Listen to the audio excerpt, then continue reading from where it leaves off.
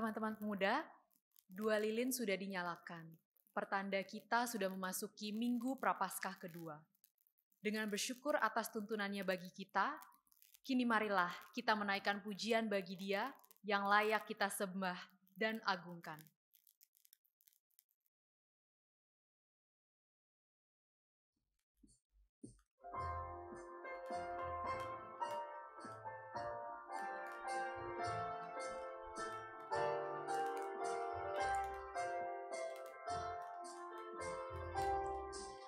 Sungguh kerajaan Allah di bumi tak kalah. Yesus yang bangkit dilantik menjadi kepala. Ia menang, gelapmu menjadi terang. Lihatlah fajar menyala.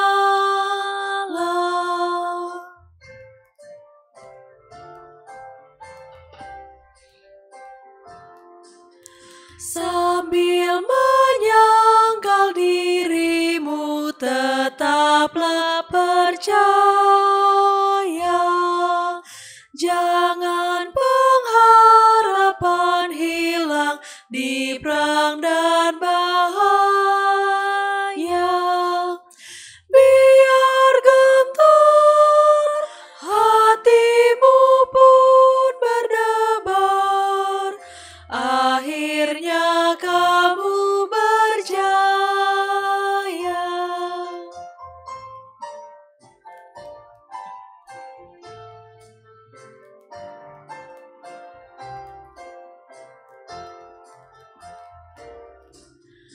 Akhirnya Yesus memulihkan orang terluka.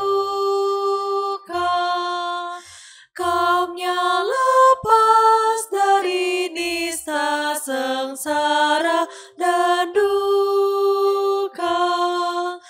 Nantikanlah dari kedatangannya, langit gemilang terbuka.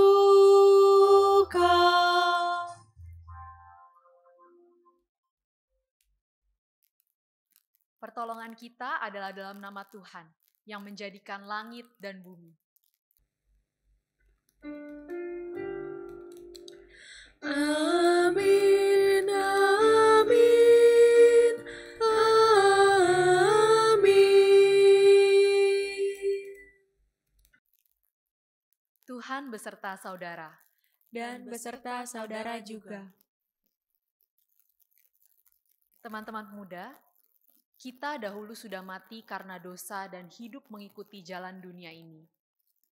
Kita hidup di dalam hawa nafsu dan menuruti kehendak daging. Tetapi karena kasih-Nya, Ia telah menghidupkan kita bersama-sama dengan Tuhan Yesus. Ia mau supaya kita sepenuhnya menyerahkan hidup kepada-Nya. Namun seringkali kita lebih memilih kenyamanan dan keamanan daripada kesediaan untuk hidup di dalam kehendak Tuhan. Mari kita datang ke hadapan Tuhan, mengungkapkan penyesalan kita secara pribadi.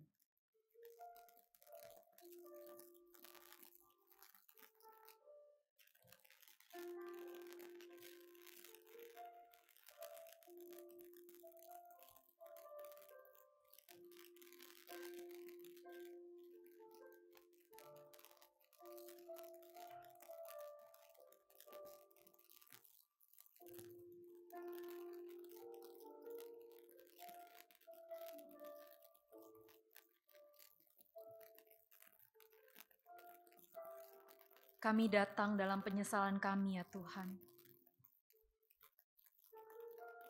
Kami sadar bahwa terkadang kami gagal untuk hidup dalam kehendak Tuhan. Kami mementingkan diri kami dan kenyamanan serta keamanan sendiri. Kasihanilah umat-Mu ini, ya Tuhan. Ampunilah segala dosa dan pelanggaran kami. Berilah belas kasih-Mu agar kami beroleh hati yang baru, yang selalu tertuju pada kehendak-Mu. Di dalam nama Tuhan Yesus kami berdoa. Amin.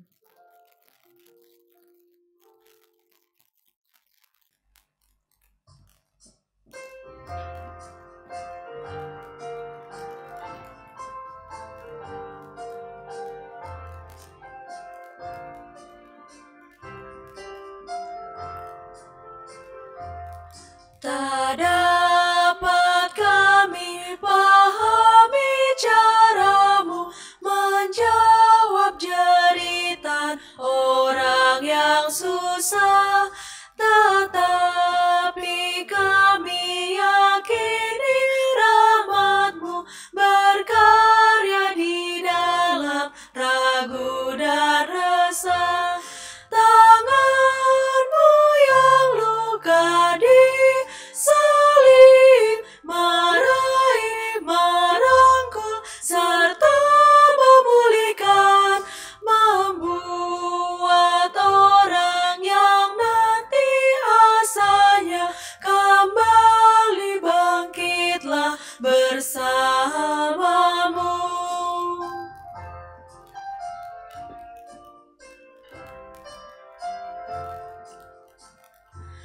Luka di hati yang tak kunjung pergi, dan rasa bersalah di masa lalu, gentarnya hadapi masa mendatang, berpadu membuat hati tertekan. Tetapi kasih-Mu nyatalah memberi pemulihan yang tak terbayangkan. Lenyaplah gaduh yang hantui diri, kami pun berani melangkah lagi.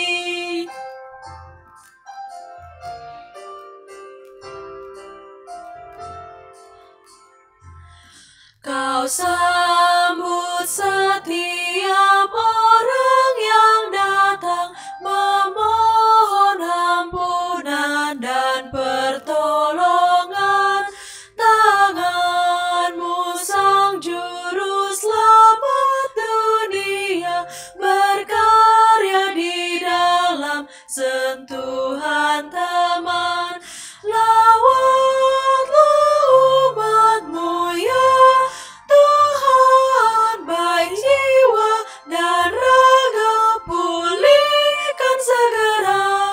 Lepaskan damai yang dihimpit duka, sehingga yang gundah merasa lega.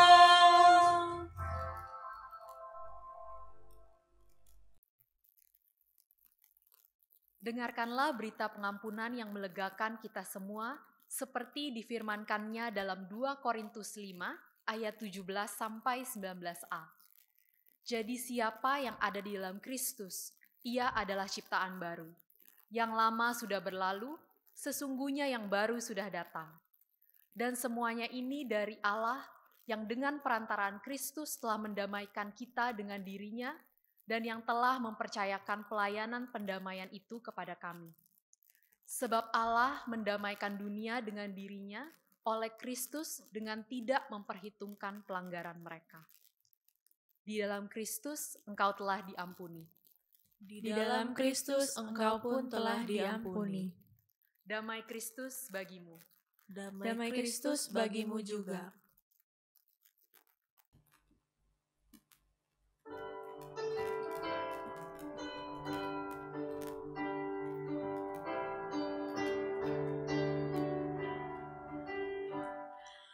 Yesus segala-galanya, mentari hidupku. Sehari-hari Dialah penopang yang teguh. susah berkesah, aku pergi kepadanya, sandaranku, penghiburku, sobatku.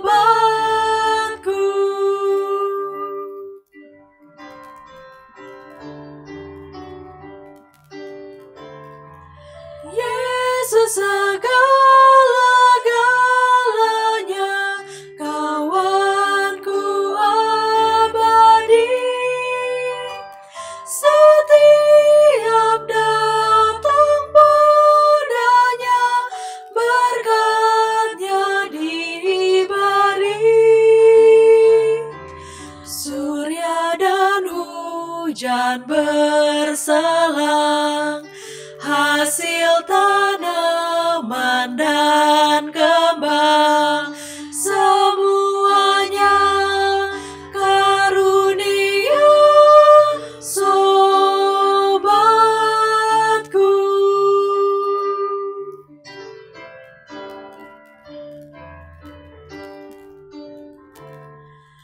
Yesus segala-galanya, temanku terdekat, padanya aku berserah sekarang dan tetap. Hidupku indah mulia, bersamanya bahagia, hidup kekal karena Kakak sobatku.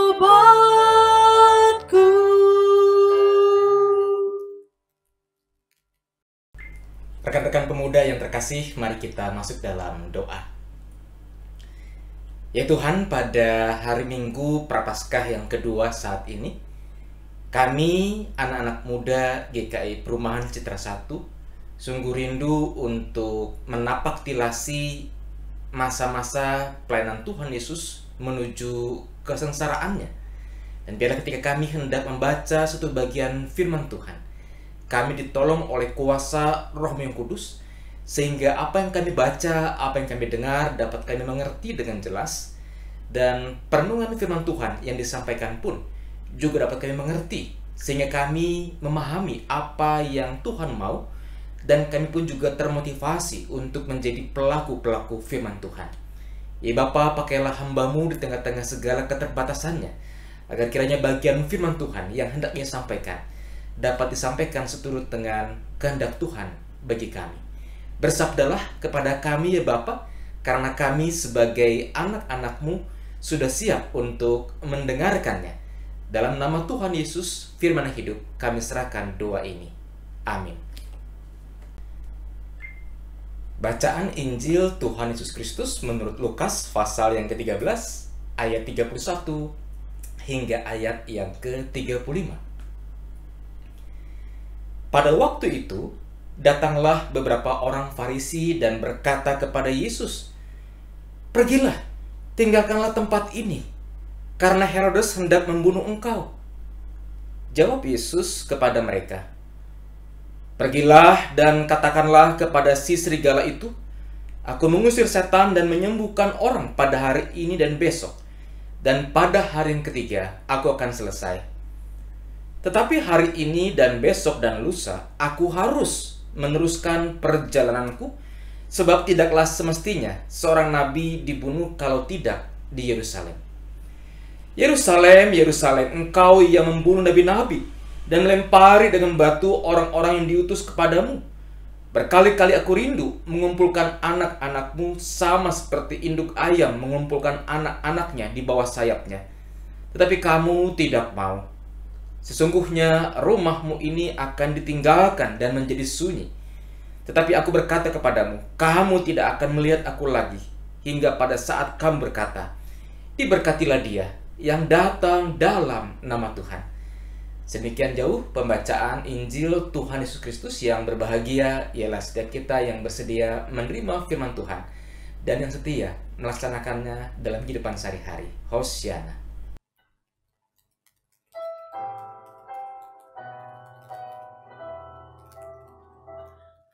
Hosana, Hosana, Hosana.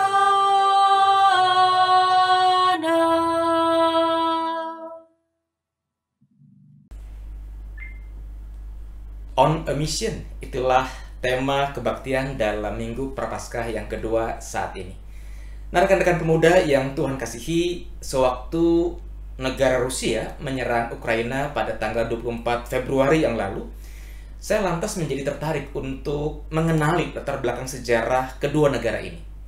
Dan ketika awal Maret kemarin saya menjalani cuti, maka saya lantas memanfaatkan sebagian waktu untuk menonton film serial Tsar atau Kaisar Terakhir dari Kekaisaran Rusia.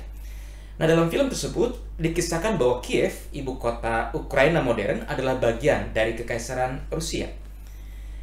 Nah, Kekaisar terakhir Rusia dalam film tersebut bernama Nicholas Romanov. Tsar Nicholas meyakini bahwa ia menjadi kaisar karena kehendak Tuhan. Karena itu, ikatan dari seorang tsar dengan rakyat Rusia tidak akan terputus. Itulah yang diyakini oleh Tsar Nicholas. Sayangnya, Tsar Nicholas tidak cukup dekat dengan rakyat, sehingga dia tidak terlalu mengenali apa yang menjadi kebutuhan rakyat, apa yang dihadapi oleh rakyat sesungguhnya, dan apa yang sesungguhnya terjadi di tengah-tengah masyarakat. Waktunya banyak dihabiskan di istananya yang begitu megah dan besar. Nah, ia dan istrinya bernama Alexandra Fyodorovna, memiliki 4 anak perempuan. Dan bagi seorang kaisar, bagi seorang tsar, tanpa memiliki anak laki-laki adalah sebuah masalah besar. Sehingga Nicholas dan Alexandra sangat mendambakan hadirnya anak laki-laki. Mereka berdoa kepada Tuhan mendambakan anak laki-laki, dan ternyata apa yang mereka harapkan dan dambakan terwujud. Suatu kali lahirlah anak kelima mereka, seorang laki-laki yang diberi nama Alexei. Tapi sayang, Alexei ketika dia baru lahir, dokter istana menyatakan bahwa Alexei ini mengidap suatu penyakit kelainan darah yang disebut dengan hemofilia. Hemofilia bicara soal penyakit yang membuat pengidapnya kesulitan untuk mengalami pembekuan darah apabila terjadi pendarahan.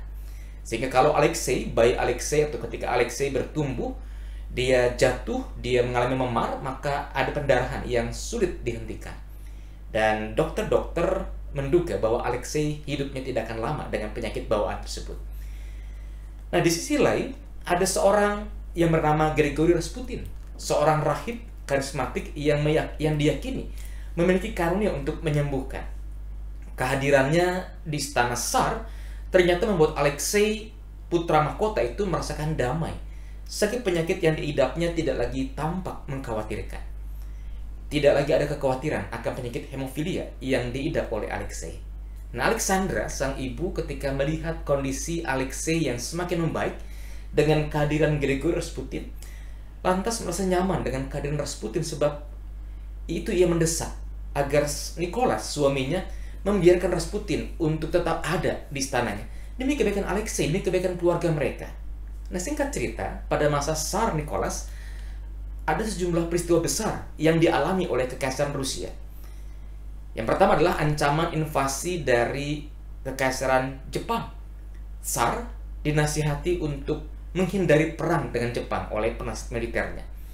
Tapi Tsar bersikeras untuk tetap berperang dengan Jepang. Apalagi Rusia adalah kekaisaran dengan wilayah kekuasaan yang sangat luas, bahkan terluas pada waktu itu.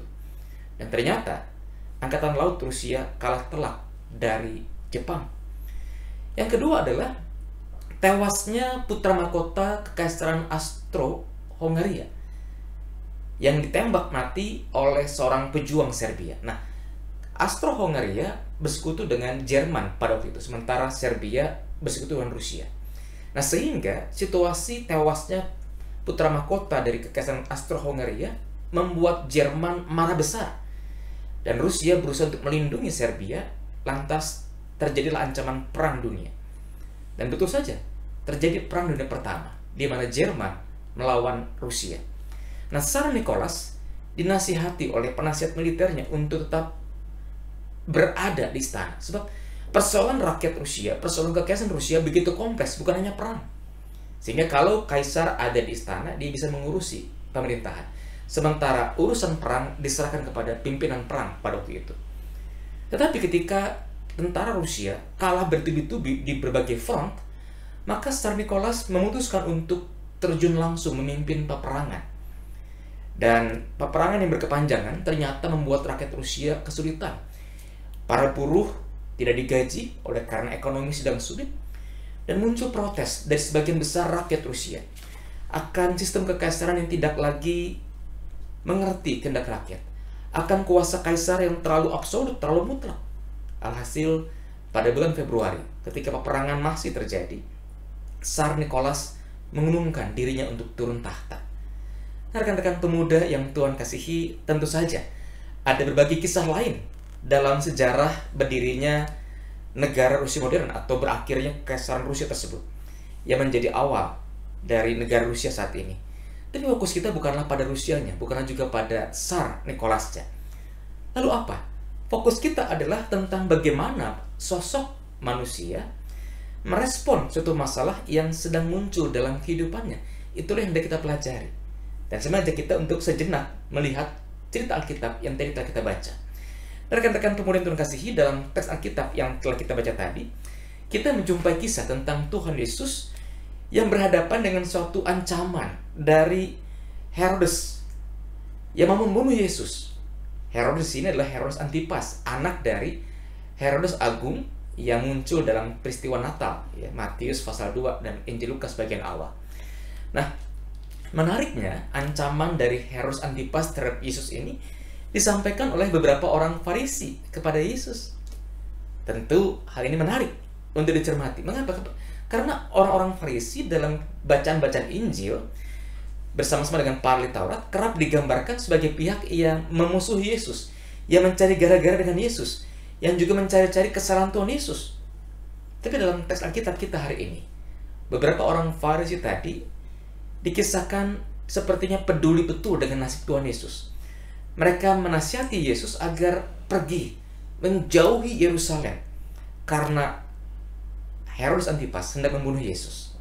Nah, bagaimana sikap Yesus terhadap nasihat beberapa orang Farisi tadi? Menarik untuk dicermati apa yang menjadi respon Tuhan Yesus. Terhadap nasihat yang muncul tersebut, Tuhan Yesus lantas menjelaskan kepada orang-orang Farisi tadi bahwa penuntasan misinya adalah di Yerusalem. Ia akan menghadapi kesengsaraan di sana, dan dengan begitu ia memenuhi misi Allah ataupun juga tujuan kedatangannya.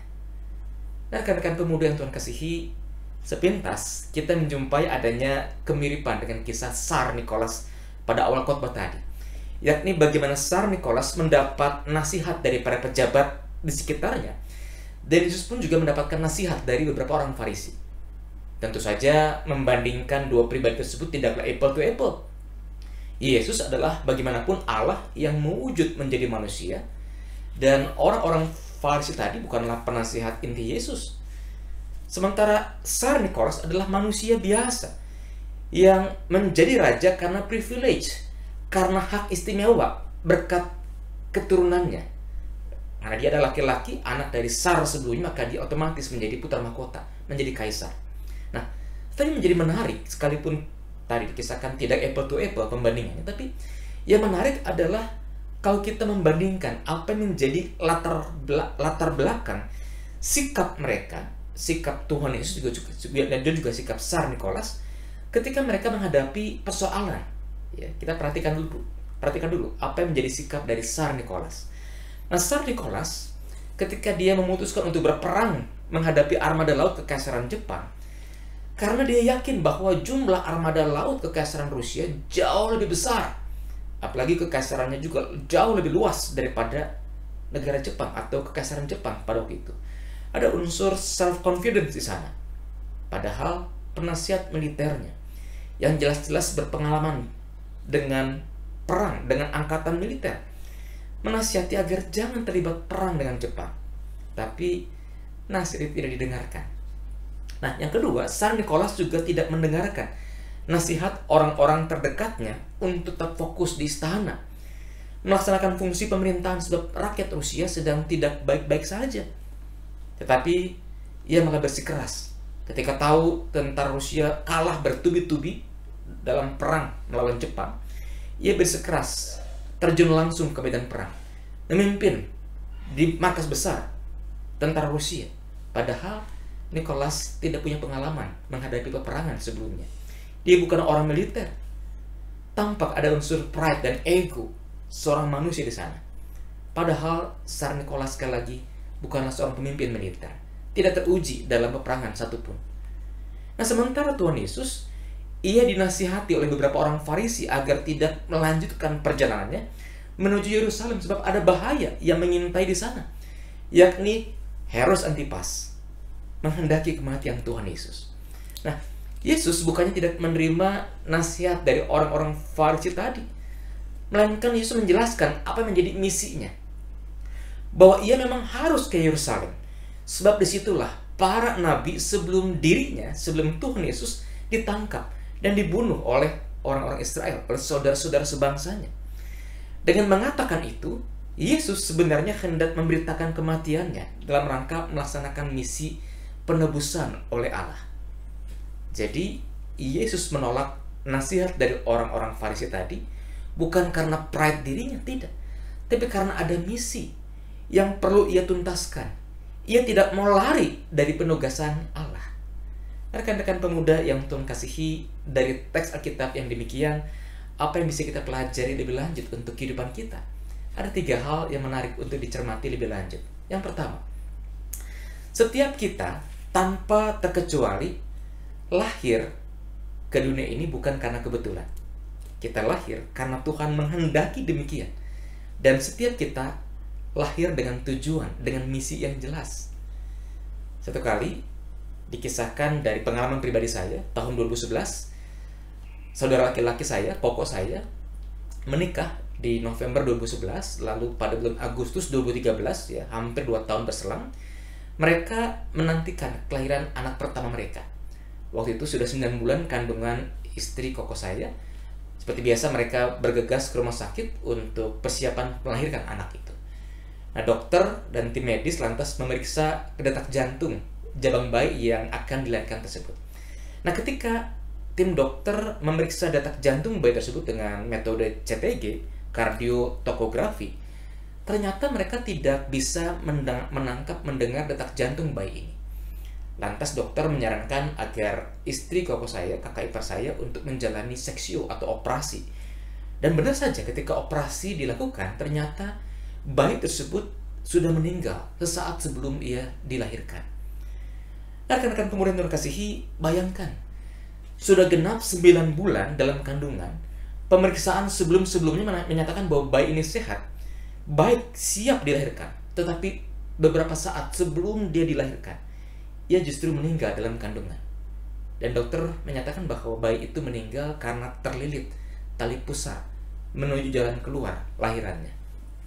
Contoh lainnya, dalam pelajaran biologi atau IPA yang tentu kita pernah terima sewaktu sekolah dulu, bukankah disampaikan, dijelaskan bahwa ada ratusan juta sel sperma yang berjuang untuk membuahi 1 sel telur. Dan ternyata dari ratusan juta sel sperma tersebut, hanya 1 sel sperma yang berhasil menembus sel telur. Jadilah zigot, jadilah bakal kehidupan. Itulah saudara dan juga saya. Nah, kalau kita saat ini, rekan-rekan pemuda Tuhan kasihi, bisa ada seperti kita ada saat ini. Kita lahir, bertumbuh, menjadi dewasa, pemuda seperti saat ini, maka sadari betul, hidup ini bukanlah sebuah kebetulan. Kalau kita bisa ada, kalau kita bisa hidup, kalau kita bisa bertahan sampai dengan saat ini, kita hidup bukan karena kebetulan. Tapi memang Tuhan menghendaki kita untuk hidup. Ada misi yang Tuhan titipkan. Ada kehendak Tuhan yang ingin kita jalankan dalam kehidupan kita. Ini yang pertama yang kita pelajari. Nah, yang kedua, setelah kita menyadari bahwa hidup ini bukanlah sebuah kebetulan, maka kita hendak mengenali lebih lanjut, hendak belajar lebih jauh apa sih yang menjadi misi kita kalau begitu. Nah, rekan-rekan pemuda yang Tuhan kasihi, Tuhan Yesus dalam teks Alkitab yang kita baca sadar betul akan misinya, sehingga ia bersikeras untuk menuju ke Yerusalem seperti rencananya semula. Perhatikan ayat 33 dalam bacaan firman hari ini, dikatakan begini. Tetapi hari ini dan besok dan lusa, aku harus meneruskan perjalananku. Sebab tidak semestinya seorang nabi dibunuh kalau tidak di Yerusalem. Ada kata harus di sana. Bukankah kata harus menunjukkan satu hal yang pasti, satu hal yang genting, satu hal yang wajib? Dia bersikeras untuk menuju Yerusalem. Seseorang yang bersikeras seperti itu biasanya dikarenakan dia tahu pasti apa yang harus ia lakukan, apa yang akan terjadi di Yerusalem. Yesus sudah tahu. Mungkin di antara kita ada yang bertanya, ngeri betul ya misi Yesus ini. Masa misi Yesus adalah untuk mati di Yerusalem? Nah, sebenarnya kalau dipikir-pikir, misi Yesus yang tadi katakanlah mati di Yerusalem tidaklah ngeri-ngeri amat. Loh, kok dikatakan tidak ngeri-ngeri amat? Sebab bukankah setiap orang yang pernah lahir pasti akan menemui ajalnya suatu saat atau wafat? Bukankah begitu? Nah, caranya saja yang beda-beda barangkali. Ada yang meninggal karena sakit berat, ada yang meninggal dalam tidur, atau ada yang meninggal seperti Yesus, mati di kayu salib. Nah, di sisi lain, ada hal yang lebih besar daripada sekedar Yesus mati di Yerusalem. Apa itu? Mari kita cermati apa yang dikatakan dalam Injil Yohanes pasal 4 ayat 34. Bagian ini memang tidak menjadi bacaan kita, tapi kita dapat beroleh pengertian dari bacaan tersebut. Yohanes 4 ayat 34. Dikatakan apa di sana? Kata Yesus kepada mereka, makananku adalah melakukan kehendak Dia yang mengutus aku dan menyelesaikan pekerjaannya. Inilah misi Yesus yang sejatinya. Misi Yesus adalah melakukan kehendak Allah Bapa, menyelesaikan pekerjaannya. Apa itu kehendak Bapa? Mengasihi dunia ini, mewartakan pengampunan Allah, memberikan pengharapan, memberitakan Injil, dan sebagainya. Lalu, pekerjaan seperti apa yang harus diselesaikan oleh Tuhan Yesus? Pekerjaan penyelamatan, pekerjaan penebusan. Dikatakan dalam Yohanes 3:16. Karena begitu besar kasih Allah akan dunia ini, sehingga Ia mengaruniakan anak yang tunggal, supaya setiap orang yang percaya kepada-Nya tidak binasa, melainkan beroleh hidup yang kekal. Itulah misi penyelamatan yang Yesus terima dari Allah Bapa, agar tidak seorang pun ada yang binasa. Nah, rekan-rekan pemuda yang Tuhan kasihi, bukankah setiap kita adalah orang-orang Kristen? Pemuda-pemudi Kristen. Kristen berarti pengikut Kristus. Jikalau Kristus dalam hidupnya berusaha untuk melaksanakan kehendak Allah Bapa, maka siogianya kita pun mengusahakan hal yang sama. Itulah misi kita. Situasi kehidupan kita memang belum pulih betul dari pandemi COVID-19. Kita memang bersyukur ya, angka pandemi di gelombang ketiga perlahan mulai turun, mulai melandai walaupun belum aman-aman betul. Ada sahabat atau mungkin kerabat kita yang berhadapan dengan kesulitan karenanya. Nah, sebagai pemuda-pemudi Kristen, maka kita dipanggil untuk menghadirkan pengharapan bagi mereka. Bagaimana kita menjadi sahabat, bagaimana kita mendengarkan keluh kesah mereka, bagaimana kita membantu mereka, memberikan dukungan doa kita, memberikan tenaga kita, memberikan bantuan materi kita kepada mereka. Lalu saat ini pun dunia sedang dilanda kekhawatiran akan kemungkinan meletusnya perang dunia ketiga atau bahkan perang nuklir akibat serangan Rusia ke Ukraina. Lalu apa yang bisa kita lakukan? Sebarkanlah pesan-pesan positif lewat media sosial yang kita punya. Serukanlah berita perdamaian. Firman Tuhan dalam surat Roma pasal 12 ayat yang 18 berkata, sedapat-dapatnya kalau hal itu bergantung padamu, hiduplah dalam perdamaian dengan semua orang. Itu hal yang kedua. Nah, hal yang ketiga, yang terakhir, menjalankan misi Allah tidak berarti bahwa kita akan menghadapi situasi yang mudah dan tanpa masalah. Sebaliknya malah, menjalankan misi Allah akan memperjumpakan kita dengan berbagai macam kesukaran, kesulitan hidup. Mengapa demikian? Pertama, dunia yang kita tempati berjalan dengan nilai-nilainya sendiri, yang di sana sini banyak bertolak belakang dengan nilai-nilai kerajaan Allah. Ambil contoh, dunia menganggap yang cantik, yang ganteng itu seperti aktor atau aktris tertentu. Ya, katakanlah kita barangkali penggemar dari K-pop dan sebagainya, maka kita membayangkan bahwa oh, kalau cantik atau tampan itu seperti aktor atau artis K-pop. Sementara di mata Allah, setiap orang, mau dia kulitnya gelap, kulitnya putih, rambutnya lurus, rambutnya keriting, rambutnya warna ini, warna itu, matanya sipit, matanya belok, semuanya di mata Allah adalah berharga. Tidak ada satupun yang lebih cantik daripada yang lainnya yang Tuhan ciptakan. Itulah perbedaan nilai di tengah-tengah dunia ini. Contoh yang lainnya, dunia semakin berubah dengan cepat, dan lantas banyak hal-hal maju, hal-hal yang mengkondisikan kita untuk dapat mengerjakan dengan sesuatu yang lebih cepat. Dulu koneksi internet kita masih 4G, atau mungkin katakanlah saat ini kebanyakan dari kita masih punya handphone koneksi 4G. Beberapa mungkin sudah punya koneksi 5G, tapi perhatikan, tidak seluruh wilayah DKI Jakarta sudah punya kemampuan untuk menangkap atau katakan memberikan sinyal 5G. Baru beberapa tempat saja. Nah, makin cepat ya koneksi 5G, makin cepat pula koneksi internet yang kita punya. Seolah-olah yang cepat itulah yang oke. Yang cepat itulah yang hebat. Dunia lantas memuja kecepatan. Apa-apa ingin dikerjakan dengan cepat, dengan cepat, dengan cepat, dengan cepat, termasuk menghadapi masalah. Padahal apa yang cepat itu tidak selalu baik. Ya. Contoh, kalau kita mengunyah makanan, bukankah dunia kesehatan mengatakan pada kita bahwa mengunyah makanan yang sehat, yang baik bagi tubuh kita adalah sekali suap telan, enggak kan? Ya. Tapi dikunyah dulu 25 sampai 32 kali kunyahan baru ditelan. Jadi yang cepat itu tidak selalu baik. Sebaliknya, yang lambat pun tidak selalu buruk. Itu yang perlu kita sadari. Nah, apa contohnya? Firman Tuhan dalam Yakobus pasal pertama ayat 19 berkata demikian. Hai saudara-saudara yang kukasihi, ingatlah hal ini. Setiap orang hendaklah cepat untuk mendengar, tetapi lambat untuk berkata-kata, dan juga lambat untuk marah.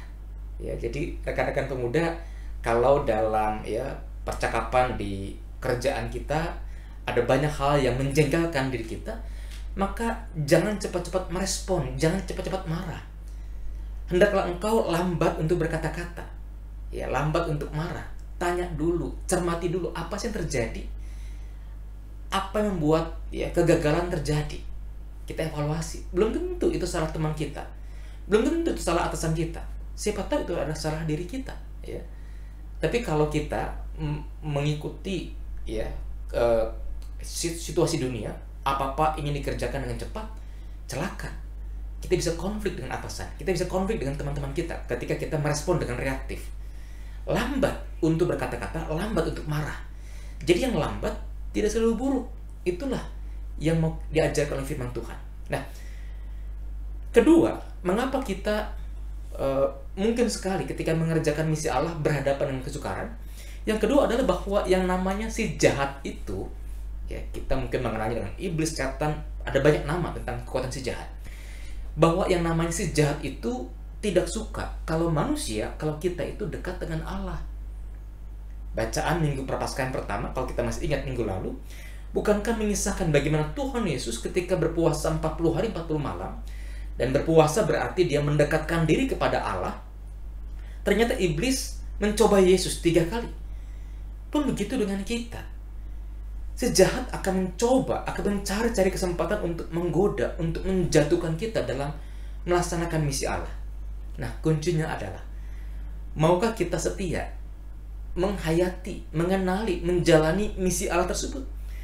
Bagaimanapun misi Allah adalah untuk kebaikan manusia, untuk kebaikan kita. Yesus bersedia untuk taat, melaksanakan misinya. Bahkan ketika ia ditangkap, sengsara sampai di kayu salib, ia tetap taat kepada misi Allah. Kita pun sebagai para pengikutnya diundang untuk menapaktilasi jalan Yesus yang demikian. Selamat menuntaskan misi kita masing-masing. Kiranya Tuhan memberkati kita. Amin.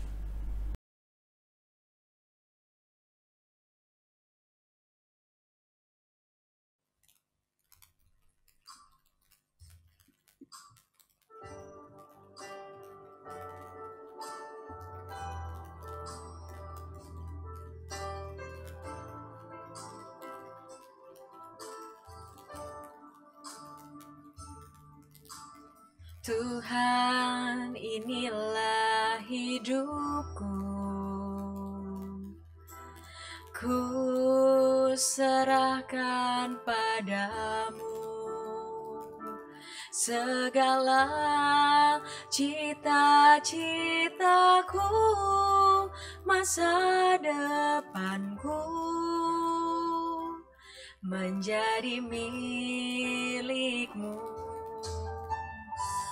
Jadikan kami terangmu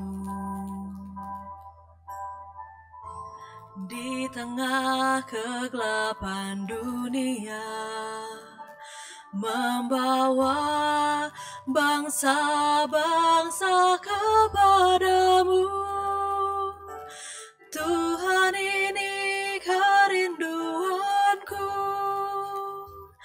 bagimu Tuhan seluruh hidupku.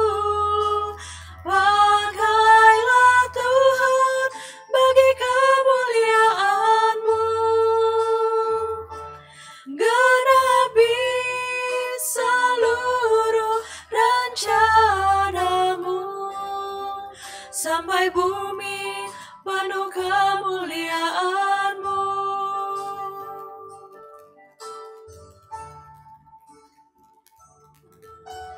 Tuhan, inilah hidupku. Ku serahkan padamu segala cita-citaku, masa depanku menjadi milikmu. Jadikan kami terangmu di tengah kegelapan dunia, membawa bangsa-bangsa kepadamu. Tuhan, ini kerinduanku,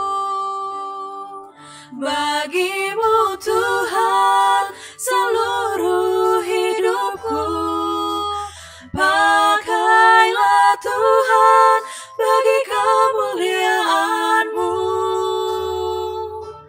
genapi seluruh rencana-Mu, sampai bumi penuh kemuliaan-Mu. Bagimu Tuhan seluruh hidupku. Pakailah Tuhan bagi kemuliaan-Mu, genapi seluruh rencana-Mu, sampai bumi penuh kemuliaan-Mu, genapi seluruh rencana-Mu, sampai bumi penuh kemuliaan-Mu, sampai bumi penuh kemuliaan-Mu.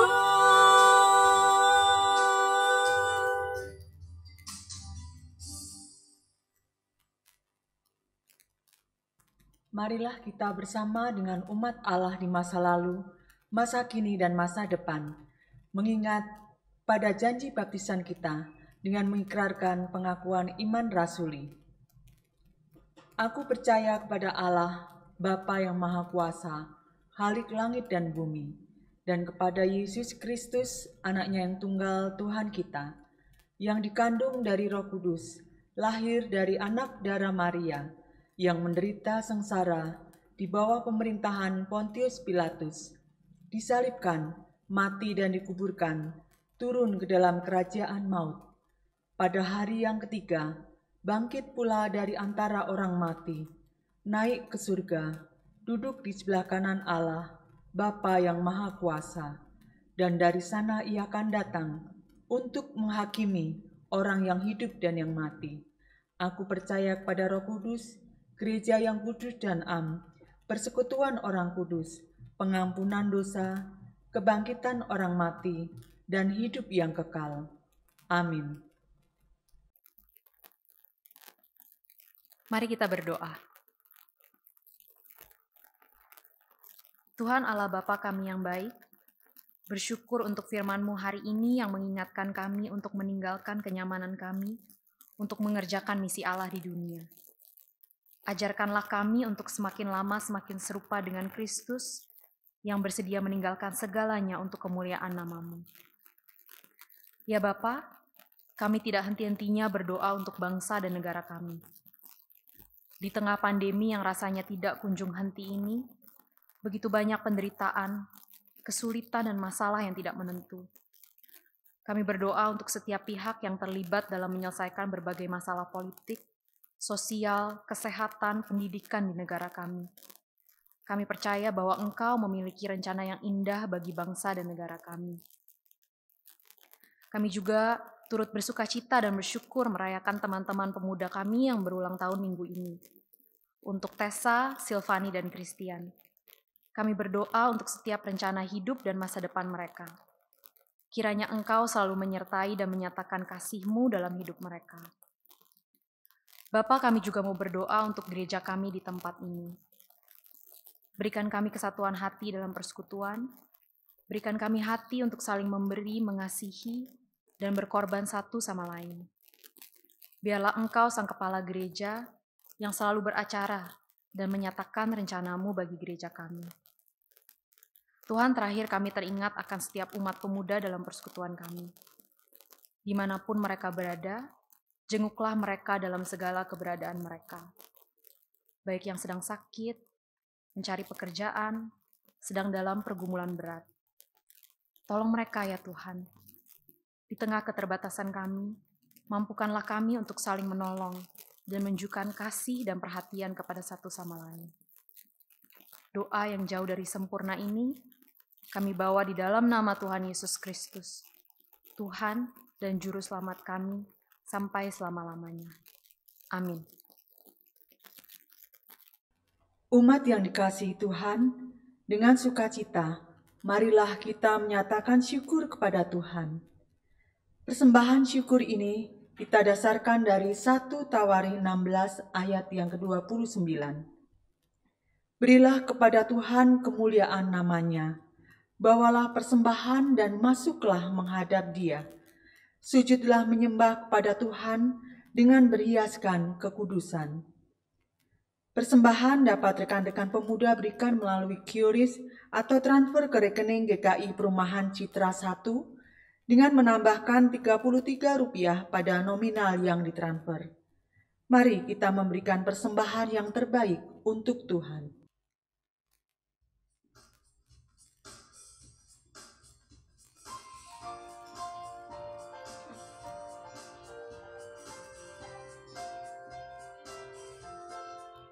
Sekarang beri syukur, hai hati mulut tangan, sempurna dan besar, segala karya Tuhan, diberinya kita pun, anugerah dan berkat yang tak terbilang terus, semula dan tetap.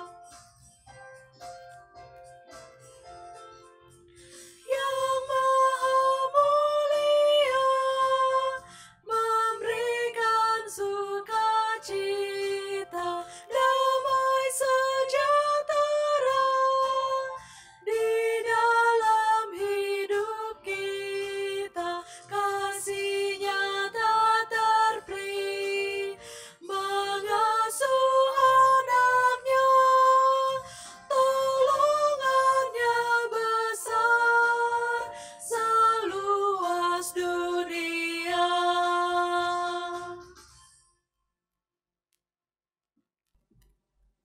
Mari kita bawa persembahan di dalam doa. Mari kita berdoa. Ya Tuhan, sumber berkat kami, Sudah selayaknya lah kami sebagai anak Tuhan yang sudah diberkati. Ungkapan syukur kami ini kami nyatakan di dalam tindakan iman kami dengan memberikan persembahan yang terbaik untuk Tuhan, yang kami tahu semua itu berasal daripada-Mu juga. Tuhan, kiranya kami juga tidak hanya memberi materi saja, tetapi kami boleh mempersembahkan diri kami, tenaga dan waktu yang kami miliki untuk Tuhan. Terimalah Tuhan persembahan kami ini, biarlah Tuhan mengkuduskan agar boleh menjadi persembahan yang hidup dan menjadi berkat bagi banyak orang, sehingga nama Tuhan dipermuliakan. Hanya di dalam satu nama, Tuhan Yesus Kristus, kami menaikkan doa ucapan syukur kami. Amin. Rekan-rekan pemuda yang dikasihi oleh Tuhan, bergeraklah terus untuk mewartakan Injil Kerajaan Allah dan kabarkanlah kehidupan sejati yang telah Tuhan beri. Sebab Dia yang merelakan dirinya menderita dan siap menghadapi kematian adalah Dia yang rindu agar kita hidup di dalam pimpinannya.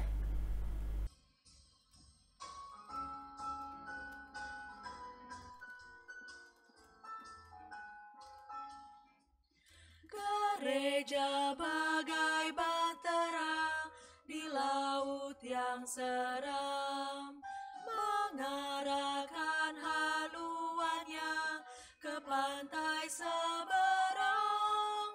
Mengamuklah samudera dan badai menderu, gelombang zaman menghampas yang sulit ditempuh. Penumpang pun bertanyalah selagi berjeri, betapa jauh di manakah labuhan abadi. Tuhan tolonglah, Tuhan tolonglah, tanpa Dikau semua binasa kelak. Ya Tuhan tolonglah.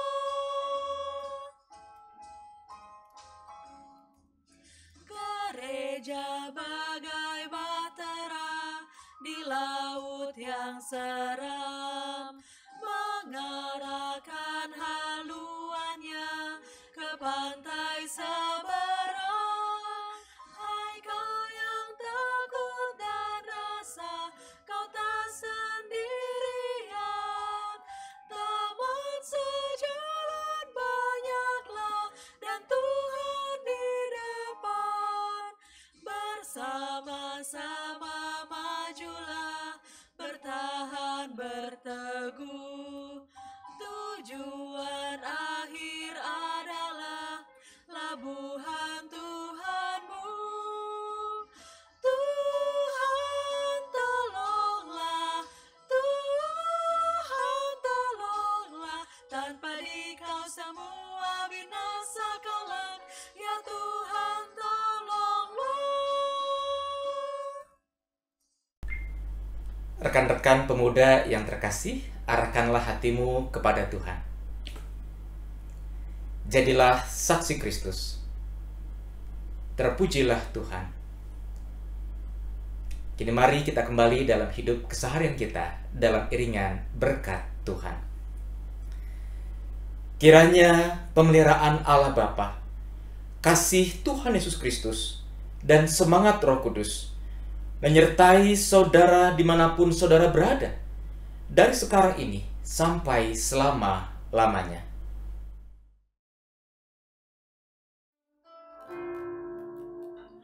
Hosana, Hosana, Hosana,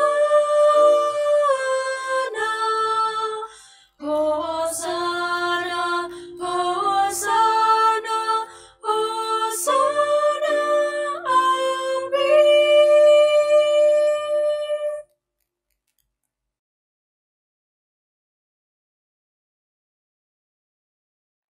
Happy Sunday teman-teman pemuda, Tuhan Yesus memberkati.